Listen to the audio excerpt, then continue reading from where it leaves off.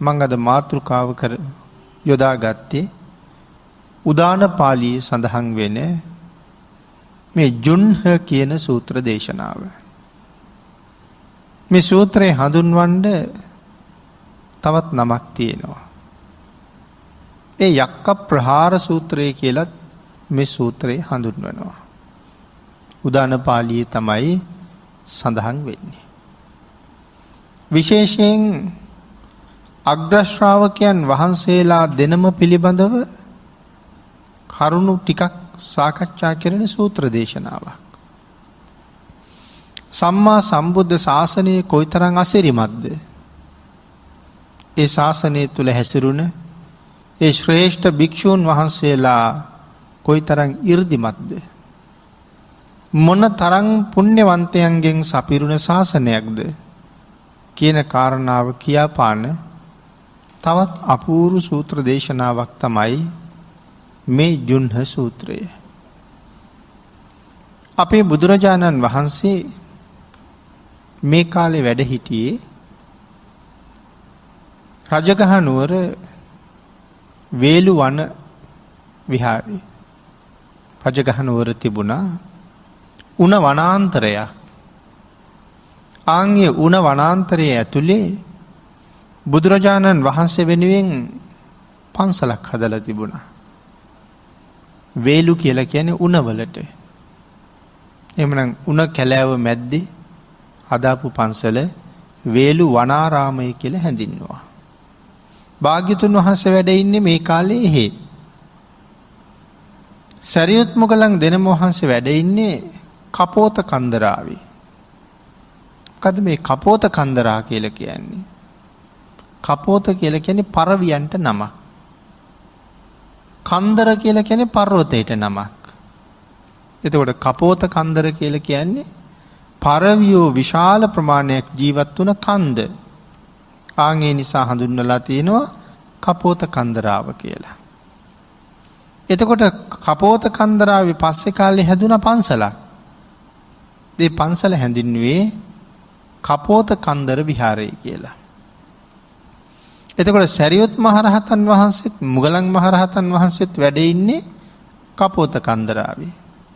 වේළුවනාරාමේ ඉඳලා කපෝත කන්දරාවට යදුන් ගානක් දුරයි. ජුන්හාය රත්ත්‍යා. ජුන්හාය රත්ත්‍යා කියලා කියන්නේ පුරපක්ෂයේ රාත්‍රියක.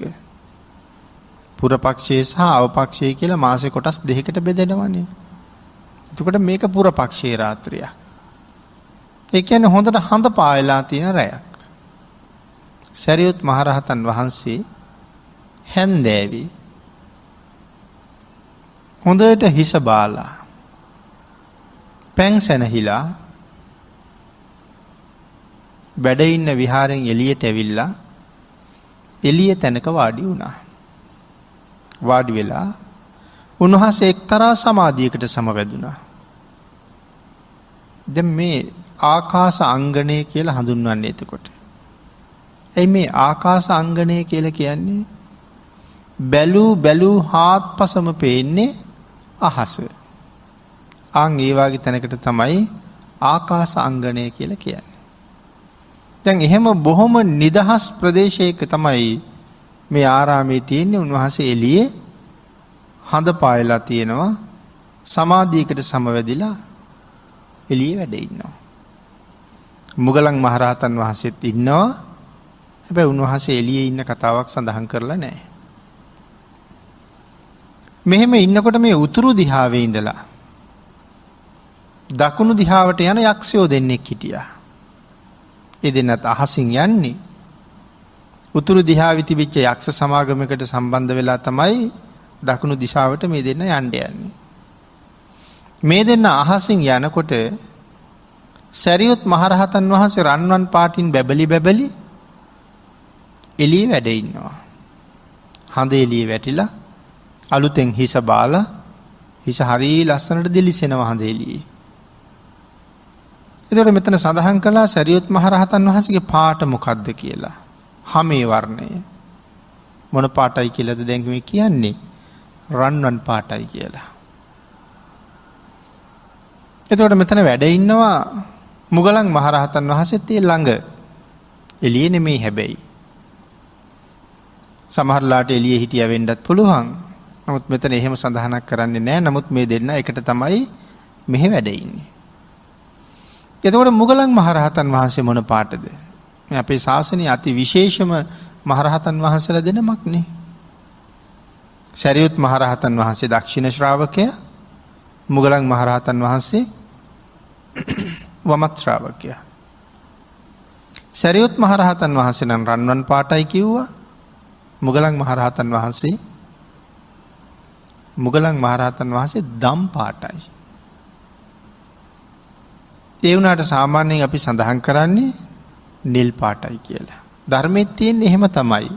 නීලුප්පල වර්ණයි කියලා සඳහන් කරන්නේ. මොනවද මේ නීලුප්පල කියලා කියන්නේ? උත්පල කියලා කියන්නේ මහ නෙල් වලට උපුල් මල් කියලා අපි කියන්නේ. එතකොට මුගලන් මහරහතන් වහන්සේගේ පාට මොන පාටද? නිල් මානෙල් මල් වල පාටයි. එතකොට නිල් මානෙල් මල් වල පාටයි කියලා කියම අද නිල් මානෙල් වර්ග හුඟක් දකින්නවා අපි. එවනට අපි ජාතික පුෂ්පය කියලා කියන්නෙත් නිල් මානෙල් මලටනේ. එතකොට ඒ මොන නිල් මානෙල් මලද? අපි මේ හරියටම නිල් මානෙල් මොනවද කියලා හිතාගන්න බැහැ නේද? අපේ හැබෑම නිල් මානෙල් මල අපේ වැව්වල පිපිච්ච නිල් මානෙල් මලක් තියෙනවා. ඒ මල ගොඩාක් නිල් පාට නෑ. මං හිතන්නේ වැඩි හිටියෝ දැකලා තියෙනවා. ගොඩාක්ම නිල් පාට නැහැ. නමුත් හරි ලස්සනයි. මලේ පෙති නිල් පාටයි නෙමේ දම් පාටයි.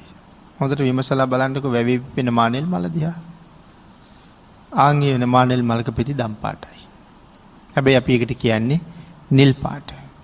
නීලුප්පල වර්ණයි කියලා කියන්නේ සරියුත් මහරහතන් වහන්සේගේ පාට හරියටම වර්ණ ගන්නනෝ නම් දම් පාටට සමාන වර්ණයකින් වර්ණවත් කරන්න ඕනේ. හැබැයි අපි හුඟක් තැන්වල වර්ණවත් කරලා තියෙනවා දැකලා තියෙන්නේ බලන්න ටිකක් අප්‍රසන්න පාටයි. තද නිල් පාට කරලා බැලු බැලමට පේන්නේ කළු පාට වගේ. එතකොට ප්‍රියමනාප නැහැ. මහා කල්ප අසංකේයිකුත් ලක්ෂයක් පාරමිතා පුරලා තියෙන්නේ මේ උත්තමයන් වහන්සේලා දෙන්න මොකටද? ලෞතර බුදුරජාණන් වහන්සේ නමකගේ අග්‍ර ශ්‍රාවකයෝ වෙන්න. කාගින්ද නියත විවරණ අරගන්නේ? අනවමදර්ශී කියන සම්මා සම්බුදුරජාණන් වහන්සේගෙන්. එතන ඉඳලා අග්‍ර ශ්‍රාවක බෝධිය ප්‍රාර්ථනා කරගෙන බොහෝ දීර්ඝ කාලයක් කිව්වේ මහා කල්ප අසංකේයිකුත් ලක්ෂය පාරමිතාම සම්පූර්ණ කළා. මේ පාරමිතාව මුදුන්පත් වෙන අන්තිමාත්ම භාවයේ පාරමිතාවත් මුදුන්පත් වෙනවා. ආයේ මේ සංසාරي කවර කවමදාකවත් උන්වහන්සේලා දකින්න ලැබෙන්නේ නැහැ. එතකොට මේ අන්තිම උපත ලබන මේ මහා පුණ්‍යවන්තයන් වහන්සේ දකින්න කෙනෙකුට අප්‍රසන්න වර්ණයක් සහිතව උපදී කියලා අපේ අය කවදාවත් හිතනවද? දකින්න කෙනාට දැස අහකට ගන්න හිතෙන්නේ නැති තරම් ඊටාම ලස්සන වර්ණයක් උන්වහන්සේට තියෙන්නේ. අපි කියන්න හදන්නේ පෙර භවයක අම්මට තාත්තට පහර දුන්න නිසා කළු පාට වෙලා ඉපදුනා කියලා. නමුත් ඒක අපේ අදහස. ධර්මයේ අදහස එහෙම නෙමෙයි. ධර්මයේ පැහැදිලි කරනවා සංසාරේ අනාදිමත් කාලයක් නිල් මහ නිල් මල් බොහොම ශ්‍රද්ධාවෙන් පූජා කරපු නිසාම උන්වහන්සේට නිල් මහ නිල් මලක වර්ණය ලැබුණා කියලා. ඒ නිසා සඳහන් කරනවා දම් පාටට හුරු වර්ණයකින් යුක්තයි, ඊටාම ප්‍රේමනාපයි, මහා 이르දිවන්තයි. මේ දෙන්න එකතු වෙච්චාම කොයිතරම් ශ්‍රේෂ්ඨද, කොයිතරම් ලස්සනද කියන කාරණාවත් ධර්මයේ තව තැන්වල පැහැදිලි කරනවා. මේ නාග කියන වචනය නාග කියලා කාට කියනවද? නාගයාටත් නාග කියනවා. ඇතාටත් නාග කියනවා. තවත් නාගයෙක් ඉන්නවා. ඒ තමයි රහතන් වහන්සේ.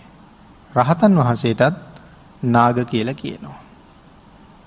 එතකොට මේ දේශනාව තුළ යම් තැනක ආපහු නාග කියන වචනේ සඳහන් වුණොත් ඒ නාග කියලා දෙන රහතන් වහන්සේට. එතකොට නාග කියලා හඳුන්වන කොටස තුනක් ගැන සඳහන් කළා. ඇතයි, නාගයයි, රහතන් වහන්සේ. මං කිව්වා සඳහන් කළා මේ මහා ශ්‍රේෂ්ඨයින් වහන්සේලා දෙන්න පිළිබඳව ධර්මයේ තවත් තැන්වල කොහොම විස්තර කරලා තියෙනවද? එක තැනක සඳහන් කරනවා මේ මිනිස්සු මොකටද ආභරණ පළඳින්නේ? දැන් අපේ පින්නතුනුත් ආභරණ පැළඳගෙන ඉන්නවා. අපි නිකම්ම ඇවිල්ලා වාඩි වුණාට වඩා නිකම්ම ගමනක් යන්න බැස්සට වඩා කනට කරාඹුවක් දාලා, කරට මාලයක් දාලා, අතට වලලු දාලා ඇයි අපි එහෙම මගට බහින්නේ? සාමාන්‍ය ස්වරූපයට වඩා ලස්සන පෙනුමක් ඉස්මතු කරගන්න අපි ආභරණ පළඳිනවා. එහෙනම් ධර්මයේ සඳහන් කරනවා මේ උත්තමයන් වහන්සේලා දෙදෙනා යම් තැනක වැඩ ඉන්නවා නම් ආන් ඒ වැඩ ඉන්න තැනට උන්වහන්සේලා ආභරණයක් වෙනවා කියලා. ඒ කියන්නේ උන්වහන්සේලා දෙන්න වැඩ ඉන්න තැන අමුතු ලස්සනක් ඇති වෙනවා. ආභරණයක් වෙනවා. ඊළඟට සඳහන් කරනවා එකම රත්තරන් ගුහාවක කේසර සිංහරාජයෝ දෙන්නෙක් ඉන්නවා වගේ හරි ලස්සනයි ගම්බීරයි කියලා. කේසර සිංහයෝ අපිට ජීවිතයේ දකින්න ලැබෙන එකක් නැති වෙයි. කේසර සිංහයා කොයි වගේද? කේසර සිංහයා කොයි වගේද කියන කාරණාව සීහ සූත්‍රයේ පැහැදිලි කරලා තියෙනවා. ඉතින් ඒ තරම් කරුණු දීර්ඝව සාකච්ඡා කරන වෙලාවක් නෙමෙයි. කේසර සිංහයා සුදු පාටයි කියලා සඳහන් කරන්නේ. පිට මැද්දේ ඉරි තුනක් තියෙනවා. ඒ ඉරි රතු පාටයි. කට රතු පාටයි. නහය මුල රතු පාටයි. ඇඟිලි පුඩු රතු පාටයි. ලාක්ෂා වර්ණයි කියලා සඳහන් කරලා තියෙන්නේ. ලෝම වැවිලා තියෙන ඇඟ පුරාම සාමාන්‍ය අපි දකින සිංහයෙකුගේ ලෝම වැවිලා තියෙන්නේ මුහුණේ සහ බෙල්ල ප්‍රදේශයේ විතරයි. නමුත් කේසර සිංහයා සම්පූර්ණයෙන්ම පුළුන් ගොඩක් වගේ ලෝම වලින් වැහිලා ඉන්නේ. පුදුම තේජාන්විතයි. රත්තරන් ගුහාවක, රිදී ගුහාවක, මනෝසීල ගුහාවක මේ වගේ ගුහාවල් තමයි වාසය කරන්නේ. පලිඟු ගුහාවක මේ වගේ තැන්වල හැර කේසර සිංහයා කොහොමවත් ජීවත් වෙන්නේ නැහැ. එතකොට තව කෙනෙකුට ආයෙ ප්‍රශ්නයක් එනවා කොහෙද මේ රත්තරන් ගුහා තියෙන්නේ කියලා. ඒ කාරණාවම ධර්මයේ සඳහන් කරනවා හිමාලයේ තමයි එවන් ගුහාවල් තියෙන්නේ. ඒ කියන්නේ අපිට පේන හිමාලය වෙනයි. මහරහතන් වහන්සේලා දකින හිමාලය වෙනයි. 이르දිවන්තයන්ට පේන්නේ හැබැයි හිමාලය. තංගේ හිමාලයේ තමයි මේ රත්තරන් ගුහා තියෙන්නේ. එතකොට රත්තරන් ගුහාවක් ඇතුලේ හිතන්නකෝ අපි මේ රත්තරන් මාලයක් නූල් පොටක් වගේ දාගන්නෙත් දාපුවාම ලස්සනයි කියලා. එතකොට ඒ තරම් දිලිසෙන රත්තරන් ගුහාවක් වෙච්චහම ඒ ගුහාව ඇතුලේ සුදුම සුදු පාට මහ ගාම්භීර පෙනුමක් තියෙන සිංහරාජයා කොයිතරම් තේජාන්විතව බබලිනවද? ආන් මේ ගුහාව ඇතුලේ එවන් සිංහයෝ දෙන්නෙක් හිටියොත් කොහොම වෙයිද? මුන් වහන්සේලා දෙන්න එකතු වෙච්ච තැන ආන් ඒවා ඊට වඩා ප්‍රතාපවත් කියලා සඳහන් කරනවා. ඊළඟට සඳහන් කරනවා එක තැනක ඉන්න ව්‍යාග්‍රෝ දෙන්නෙක් වගේ කියලා. තව තැනක සඳහන් කරනවා මනාව මල් පිපුණ හොඳට මලින් පිරීලා තියෙන සල් වනාන්තරයකට ඇතුල් වෙච්ච චද්දන්ත හස්සි රාජ්‍යෝ දෙන්නෙක් වගේ කියලා. ඇත් කුල වලින් ඉහළම කුලය. චද්දන්ත ඇත්තු. ඒ චද්දන්ත කියලා කියන්නේ ඒ ඇතාට දල 6ක් තියෙනවා. අන් ඒකයි චද්දන්ත කියන්නේ දත් 6ක් තියෙන නිසා චද්දන්ත කියනවා. එවන් චද්දන්තයෝ දෙන්නෙක් සල් වනාන්තරයක හැසිරෙනකොට කොච්චර ලස්සනද? මේ මහා නාගරාජයින් දෙදෙනා යම් සාල වනාන්තරයක වැඩ හිටියොත් ඒ චද්දන්තයෝ ඉන්නවට වඩා ලස්සනයි කියලා සඳහන් කරනවා. ඊළඟට සඳහන් කරනවා පින්නතුනි ඉඹුල් වනාන්තරයක ජීවත් වෙන ගුරුළු රාජ්‍යෝ දෙන්නෙක් එකට එකතු වෙච්ච තැන කොයිතරම් ලස්සන වෙයිද? ඊට වඩා හරිම ලස්සනයි. ඊටාම 이르දි සම්පන්නයි ප්‍රතාපවත් මේ මහරහතන් වහන්සේලා දෙන්න එකතු වෙච්ච තැන. ඉඹුල් වනාන්තරයක ඉන්න ගුරුළු කියලා කියහම සාමාන්‍යයෙන් අපි අහලා තියෙන ගුරුළු ගුරුල්ලෙක් කියලා කියන්නේ කුරුල්ලෙකුට. නමුත් අපි තාම ගුරුල්ලෝ දැකලා නැතුව ඇති. නමුත් මෙතන සඳහන් කරන්නේ සාමාන්‍යයෙන් කතා කරන ගුරුලෙක් ගැන නෙමෙයි, දිව්‍යමය ගුරුලෙක් ගැන. ඒ ගුරුලෝ කොහෙද ඉන්නේ? සඳහන් කරනවා සාගරයේ ඈත කඳු වලල්ලකින් වටවෙච්ච තැනක පිහිටලා තියෙන ඉඹුල් වනාන්තරයක තමයි මේ ගුරුලෝ ජීවත් වෙන්නේ කියලා. එතකොට මේ ගුරුලෙක් කොච්චර ලොකුද? ධර්මයේ සඳහන් කරනවා එක්කෙනෙක් යොදුන් 150ක් විතර දිගයි කියලා. යොදුන් 150ක් කියලා කියන්නේ 60ක්ම නම් 2400ක්. අපේ ඇහැටවත් හිතාගන්න පුළුවන්ද? මනසට දැනෙනවද 60ක්ම 2400ක් දිග ගුරුලෙක් කියන්නේ? නමුත් එහෙම ගුරුලෝ ඉන්න බව ධර්මයේ සඳහන් කරනවා. එහෙමනම් එවන් ගුරුලෝ දෙන්නෙක් එකතු වෙච්ච තැන කොයිතරම් ප්‍රතාපවත්ද? මේ මහා ශ්‍රාවකයන් දෙන්න එකතු වෙච්ච තැන ඒ තරම් ප්‍රතාපවත්, ඒ වගේම හරිම ප්‍රියමනාපයි, දැකුම් කලුයි කියලා සඳහන් කරනවා. ඊළඟට සඳහන් කරනවා එකම පාණ්ඩු කම්බල ශෛලාශනයක වාඩි වුණ මේ සක් දෙවි රජවරු දෙන්නෙක් වයි කියලා. ශක්‍ර රජවරු දෙන්නෙක් වගේ කියලා. ශක්‍ර රජුරුව මොනතරම් ප්‍රතාපවත්ද, තේජවන්තද? පාණ්ඩු කම්බල ශෛලාශනයේ කොයිතරම් තේජවන්තද? ගල් වලින් නිර්මාණය වෙච්ච යොදුන් 60ක් දිග, යොදුන් 50ක් පළල, යොදුන් 15ක් උස මේ අපූර්ව ආසනයේ තමයි පාණ්ඩු කම්බල ශෛලාශනය කියන්නේ. මේක ඉඳගන්නේ එකම එක සක්‍රයෙක් විතරයි. යම් දවසක මොන හේතුවෙන් හරි මේක දෙන්නෙක් ඉඳගත්තොත් එහෙම ඒ ආසනයේ කොයිතරම් අපූර්වට විරාජමාන වෙයිද? මේ මහෝත්තමයන්න් වහන්සේලා දෙන්න යම් තැනකද එතන ආන් ඒ වාගේ බබලෙනවා කියලා සඳහන් කරනවා. එකම විමානයක ඉන්න මහා බ්‍රහ්ම රාජවරු දෙන්නෙක් වගේ. එකම අහසට හඳවල් දෙකක් පායහම ළඟින් අහස කොයිතරම් සුන්දර වෙයිද? එකම අහසක ඉරවල් දෙකක් පෑවුවොත් ළඟින් අහස මොනතරම් තේජවන්ත වෙයිද? හිරු මොනතරම් තේජවන්තද?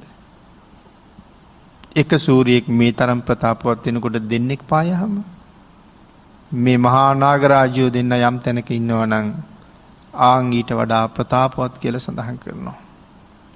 අන්න ඒ නිසා මේ මහා උතුමාණන් වහන්සේලා දෙන්න පිළිබඳව ධර්මයේ තවත් බොහෝ කරුණු විවිධ සූත්‍රවල විවිධ තැන්වල විස්තර කරලා තියෙනවා. ඉතින් ඒ කාරණාව සඳහන් කළේ මේ මහා තේජවන්තයින් දෙදෙනා කොයිතරම් ශ්‍රේෂ්ඨද? මෙවන් උතුමන් වහන්සේලා මේ ශාසනයේ වැඩ හිටියා. ඉතින් කොච්චර පාරමිතා පිරුවා කියලා සඳහන් කළාද? මහා කල්ප අසංකේයකුත් ලක්ෂ එකක්. මේ අන්තිම ජීවිතේ. එහෙමනම් අන්තිම ජීවිතේ කවදාවත්ම අප්‍රසන්න වර්ණයක් සහිතව උපදින්නේ නෑ අග්‍ර ශ්‍රාවකයන් වහන්සේ. අපිට හිතාගන්න බැරි තරම් පාරමිතා පුරලයි තියෙන්නේ. උන්වහන්සේලාගේ බ්‍රහ්මචර්යාව ගැන සඳහන් කරනකොට එතන සඳහන් කරනවා බ්‍රහ්මචාරී කියන වචනේ නම් අපි හැමෝම දන්නවා. නමුත් මේ උතුමන් වහන්සේලා දෙන්න ගැන කතා කරනකොට සඳහන් කරන්නේ අත්‍යන්ත බ්‍රහ්මචාරී කියලා. එතකොට අපිට අලුත් වචනයක් ඒක. අත්‍යන්ත බ්‍රහ්මචාරී. ඇයි ඒ අත්‍යන්ත බ්‍රහ්මචාරී කියලා කියන්නේ? සාමාන්‍ය කෙනෙකුට නම් හිතාගන්නවත් බැරි දෙයක්. මේ අග්‍ර ශ්‍රාවක තනතුරු සාක්ෂාත් කරන්න කලින් එක දිගටම ආත්ම 500ක්ම දෙන්න ඉඳලා තියෙන්නේ පැවිදි වෙලා. එක දිගටම ඍෂි ප්‍රෞජාවෙන් පැවිදි වෙලා ඉඳලා තියෙන්නේ ආත්ම 500ක්. එතකොට අරහත්ත්වය ලැබුවේ නැති නිසා මේ රාගසිත උපදින්නේ නැද්ද? සඳහන් කරනවා මේ ආත්ම 500ම තමන්ගේ අතින්වත් තමන්ගේ අවයවයක් රාගසිතින් නම් ස්පර්ශ කළේ නෑ කියලා. ආන් ඒක හින්දායි අත්‍යන්ත බ්‍රහ්මචාරී කියන්නේ. ඒ තරම් පුණ්‍යවන්ත ජීවිතයක් ගත කෙරුවා නම් කොහොමද මේ වගේ අප්‍රසන්න වර්ණයක් ඇතුව උපදින්නේ නේද? අන් ඒ හින්දා මුගලන් මහරහතන් වහන්සේත් ඊටාම ලස්සන වර්ණයකින් යුක්තයි. සරියුත් මහරහතන් වහන්සේ රන්වන් පාටින් බැබලෙනවා.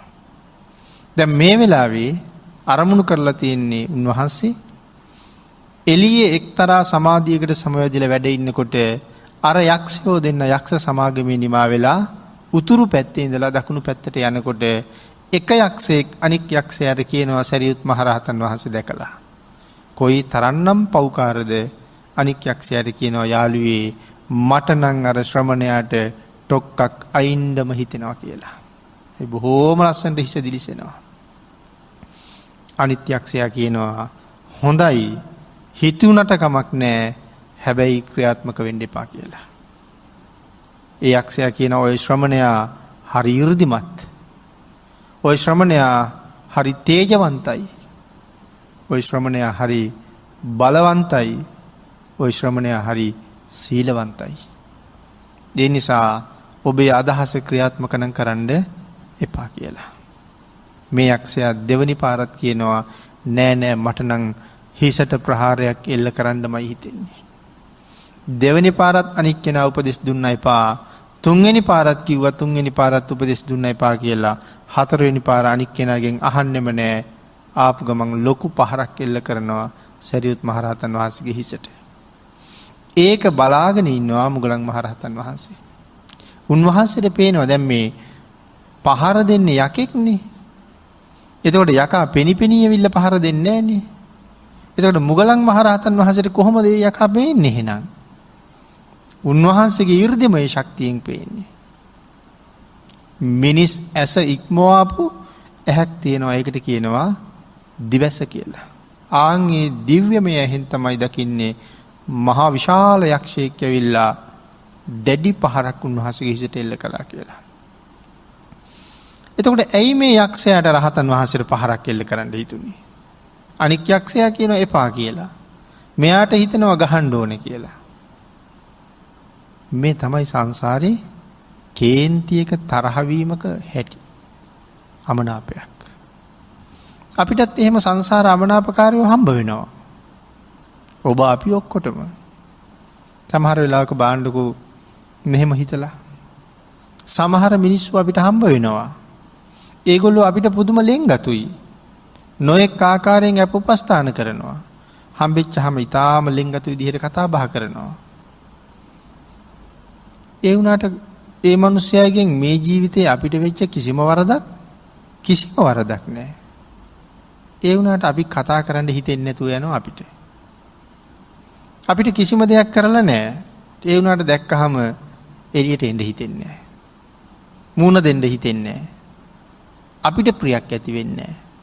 එහෙම අවස්ථා අපේ ජීවිතවල අපිට මුණ ගැහෙනවා. ඇයි? මේ ජීවිතේ නම් ඒගොල්ලෝ එක මොකවත් නැහැ. පෙර දවස්වල පෙර සංසාරේ ලොකු අමනාපකම් තිබිලා තියෙනවා. ආන් ඒ නුරුස්නා ගතිය තමයි මේ ජීවිතේටත් මේ හැවිල්ලා තියෙන්නේ. කොච්චර භයානකද ඒක? දැන් මේ යක්ෂයාට විපාක දෙන්නේ ආන් ඒ භයානක බව. දැන් යක්ෂයාට කේන්ති ඇති උනේ කවුරු ගැනද? රහතන් වහන්සේ නමක් පිළිබඳව. අපිට නම් මේ සාමාන්‍ය මිනිහෙක් පිළිබඳව කේන්තියක් ඇති වෙච්ච එකේ තරම් දෙයක් නෙමෙයි. හැබැයි ඉතින් ඕක දිගට පැවතුනහම ඒ මිනිස්සයා දවසක රහත් වෙලත් අපිට ඒ කේන්තිය આવුත් නම් හැබැයි හරි භයානකයි.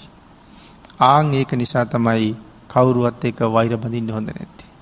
කවුරුවත් එක්ක අමනාපකම් තියාගන්න හොඳ නැත්තේ. ව දිගින් දිගට යන්න පුළුවන් ඉඳා. නැත්තම් යක්ෂයාට ගහන්න නෙමෙයිනේ හිතෙන්න ඕනේ දැක්ක ගම. මේ තරම් සුන්දර රූපයක් තියෙන රත්තරන් පාටින් දිලිසි වැඩ ඉන්න මේ මහරහතන් වහන්සේ දැක්කහම දන ගහන්න හිතෙන් දෙපේ ළඟට ඇවිල්ලා. මෙයාට හිතුනේ වඳින්නද? නෑ, එයාට හිතුනේ ගහන්න. ඒක තමයි සංසාරේ කේන්තියක ස්වභාවය. ඒකයි මං කිව්වේ අපිටත් ඒක දවසක ওই විදිහට බලපාන්න පුළුවන්. ඒ නිසා හිතවලමනාපකම් අයින් කරගෙන ජීවිතේ දෙවි ජීවත් වෙනවට වඩා සතුටින් ජීවත් වෙන එක හරි වටිනවා. මෙයා ගිහිල්ලා ගියපු ගමන් පාරක් ගැහුවා. හැබැයි ගහපු ගමන් කෑ ගහන්න පටන් ගත්තා. දැවෙනවා කියලා කෑ ගැහුවා. අතච්ච පනසෝ යක්ඛෝ ඩයිහාමීති වත්වා. මම දනවා කියලා කෑ ගැහුවා. දැන් ඉන්නේ තව අහසනේ. අහසේ ඉන්න බෑ දැන් මෙයා පිච්චෙනවා. ආන්ගේ දැවෙන හින්දා එයා මහ පොළොවට වැටුණා. ධර්මයේ විස්තර කරනවා මෙයා කොයි තරම් පව්කාරද කියලා. මේ මහ පොළොව කොයි තරම් ඝනකඩයි කියලා ධර්මයේ සඳහන් කරනවාද? මේ මහ පොළොව යොදුන් 2,40,000ක් ඝනකඩයි කියලා සඳහන් කරනවා.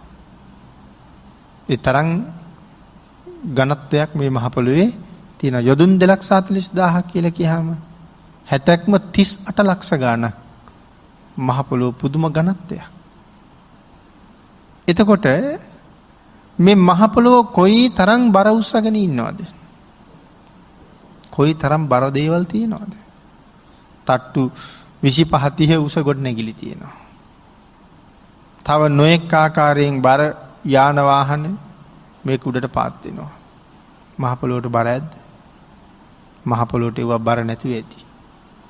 ඇයි කොයි තරම් දේවල් මේක උඩට බරට පාත් කළත් ඒ ඔක්කොම නිර්මාණය කළේ පිටසක්වලකින් ගෙනල්ලා නෙමෙයි.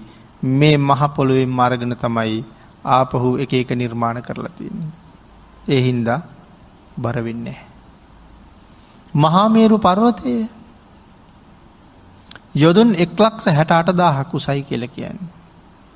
මුහුද යට යොදුන් 84,000ක් තියෙනවා. මුහුද උඩ යොදුන් 84,000ක් තියෙනවා. එතකොට මුළු පර්වත රාජ්‍යය යොදුන් 1,68,000ක්. මේ මහ පර්වත රාජ්‍යයත් උස්සගෙන මේ මහ පොළොව නිශ්චලව පවතිනවා. ඒ මහ පර්වත රාජ්‍යයත් උස්සගෙන නිශ්චලව පවතිනවා නම් සඳහන් කරනවා මේ මහා පෞකාරයාගේ බරණන් උස්සන්න මහ පොළොවට බෑ කියලා. එතකොට මෙයා කරගත්ත පවේශයේ මිසිය පවද්ද? මේ මහ පෞකාරයා උස්සන්න මහ පොළොවට බෑ කියලා සඳහන් කරන්නේ. ආන්ගේ බැරි හින්දා දනවා කියලා මහ පොළොවට වැටිච්ච ගමන්ම මොකද මහ පොළොවට උනේ? මහ පොළොව ඈත් වුණා. උස්සගෙන ඉන්න බෑ වගේ නිකන්. ඈත් වෙනවත් එක්කම අවීචියෙන් ආපු ගිනි දැල් කෑ ගහද්දින් එහෙමම වෙලාගෙන අවීචියටම අරගෙන ගියා. හැබැයි අනික් යක්ෂයා කිව්වා එපා ගහන්න කියලා. එතකොට සරියොත් මහරහතන් වහන්සේට ගහපු පාර හරියට ආනන්තරීය පාප කර්මයක් හා සමානයි. ආනන්තරීය පාප කර්මයක් කළත් අතරක් නෑ නිරේමයි. වැඩිම අවීචියට. එතකොට සරියොත් මහරහතන් වහන්සේ ඝාතනය කළා නෙමෙයි, රහතන් වහන්සේ නමක් ඝාතනය කිරීමනේ ආනන්තරීය. නමුත් සරියොත් මහරහතන් වහන්සේට ගහපු පාරත් ආනන්තරීය කර්මයේ වගේම මහ බලවත් කර්මයක්. ඒ උන්වහන්සේගේ සීල තේජසේ තරම්ම උතුම් නිසා. මේ යක්ෂයා ගහපු පාර පුංචිද? ආන් ඒක සඳහන් කරනවා වෙනම මධ්‍යම පුරුෂයෙකුගේ රියනෙන් රියන් 7.5ක් විතර උස. ඒකට රියන් 7.5ක් කියලා කියන්නේ අඩි 10කටත් වඩා වැඩි. රියන් 7.5ක් විතර උස ඇතෙක්. ආන්ගේ ඇතාට මේ යකා ගහපු පාර වැදුනා එහෙමනම් සඳහන් කරනවා සම්පූර්ණයෙන් මහ පොළොව කඩාගෙන ඇතා ගිලෙනවා කියලා. ඒ තරම් ලොකු පාරක්. එතකොට මේ පාර හිතා ගන්න පුළුවන්ද? අද තියෙන ලොකු බැකෝ යන්ත්‍රයක් ගෙනල්ලා ඇතාට පාරක් යන්නත් එයා මහ පොළොව කඩාගෙන යට යන්නේ නැහැ. එහෙනම් යක්ෂයාගේ ප්‍රහාරයේ එසේ මෙසේ පහරක්ද? ආන්ගේ තරම් පාරක්. මහා පර්වතයකට මේ යක්ෂයාගේ පාර වැදුන නම් ගල් පර්වතයකට සඳහන් කරනවා වළඳක් කුඩු වෙනවා වගේ ඒ පර්වත රාජයා කුඩු වෙනවා කියලා. එතකොට අපිට හිතා ගන්නවත් බෑ පාර කොච්චර ලොකුද කියලා. යක්ෂයෙක් ගහන පාරක්. මේක දැකලා තමයි මුගලන් මහරහතන් වහන්සේ ඇවිල්ලා අහන්නේ පින්වත් සාරිපුත්තයන් වහන්සේ ඔබ වහන්සේට යැපෙන්න පුළුවන්ද? ඔබ වහන්සේට පහසුවෙන් වැඩ ඉන්න පුළුවන්ද? ඔබ වහන්සේට මොකවත් අපහසුයක් නැද්ද? ඔබ වහන්සේ සුවෙන්ද? එහෙම අහනවා ඇවිල්ලා. ඒ දැන් පහරේ ප්‍රමාණයත් මුගලන් මහරහතන් වහන්සේ දන්නවා. පහර එල්ල කරනවත් මුගලන් මහරහතන් වහන්සේ දැක්කා. ආංගීලයි සඳහන් කරනවා පින්වත් මොග්ගල්ලාන මට කිසි අපහසුයක් නැහැ. මට පහසුවෙන් යැපෙන්න පුළුවන්. මට හොඳින් ඉන්න පුළුවන්. මට කිසිම අපහසුවක් කරදරයක් නැහැ. ඒ වුණාට මගේ හිස ටිකක් රිදෙනවා. හිසේ කැරකැවිල්ලක් වගේ තියෙනවා කියලා සඳහන් කළා. ආන්ගිතෝට මුගලන් මහරහතන් වහන්සේ සඳහන් කරනවා ආශ්චර්යයි ස්වාමීනි ආශ්චර්යයි. අද්භූතයි ස්වාමීනි අද්භූතයි. එයි මේ අද්භූතයි කියලා කියන්නේ පෙර කවදාවත් වෙලා නැති දෙයක්. බුදුරජාණන් වහන්සේගේ සුවිශේෂී ලක්ෂණ පිළිබඳව කරුණු පැහැදිලි කරන අපූර්ව සූත්‍රයක් තියෙනවා. ඒකට කියන්නේ ආශ්චර්ය අද්භූත ධර්ම කියලා. ආශ්චර්ය අද්භූත ධර්ම සූත්‍රය. එතකොට අද්භූත කියන්නේ ඇයි? පෙර කවදාවත් වෙච්ච නැති දෙයක්. පෙර නොවූ විරූ තරම් දෙයක්. එහෙනම් මෙතන ආශ්චර්යයි අද්භූතයි ස්වාමීනි. පෙරනම් මෙහෙම දෙයක් වෙලා නැහැ. මෙන්න මෙහෙම යකෙක් මෙන්න මේ විදිහේ පාරක් ඔබ වහන්සේට එල්ල කළා. රියන් 7මාරක් උස තියෙන ඇතෙකුට ගැහුවනම් ඒ පාර ඇතා මහ පොළොවේ ගිලෙනවා ස්වාමීනි. නමුත් ඔබ වහන්සේ කියනවා කිසිම අපහසුාවක් නැහැ කියලා. හැබැවින්ම අද්භූතයි ස්වාමීනි ආශ්චර්යයි. දැන් මේ මහා මුගලන් මහරහතන් වහන්සේ සරියුත් මහරහතන් වහන්සේගේ 이르දි ශක්තිය වර්ණනා කරනවා. එතකොට සරියුත් මහරහතන් වහන්සේ සඳහන් කළාද මොන තරම්නම් මේ මහ උත්තමයන් වහන්සේ නිහතමානීද? සඳහන් කළේ නෑ. ඇත්තද? මට ඕක ඒ තරම් දෙයක් නෙමෙයි. පෙරත් මේ වාගේ 이르දීන් මම දක්වලා තියෙනවා. ඒ හින්දා ওই යක්ෂයාගේ ප්‍රහාරය මට ලොකු පහරක් නෙමෙයි කියලා කියන්න ගියාද? කවදාවත් එහෙම කියන්නේ නැහැ. තමන්ගේ හැකියාව කියාපාන්න යන්නෙම නෑ. පුදුමාකාර නිහතමානිකමක්. තමන්ගේ 이르දි ශක්තිය ගැන කතා කරන්න ආපු මහමුගලන් මහරහතන් වහන්සේට සඳහන් කරනවා ඔබ මෙතන මහා යකෙක් දකිනවා.